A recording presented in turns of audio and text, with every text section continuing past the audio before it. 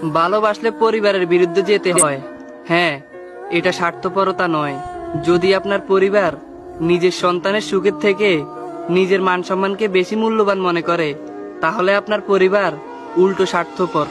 নিজের জন্য বাঁচতে শিখুন, অন্যকে খুশি করার জন্য নয়। না হলে আজ থেকে 60 বছর পরে হলেও একটা বন্ধ রুমে গিয়ে ভাববেন, নিজের জন্য আর বাঁচলাম কই। আপনার ভালোবাসা আপনার, ভুল নয়।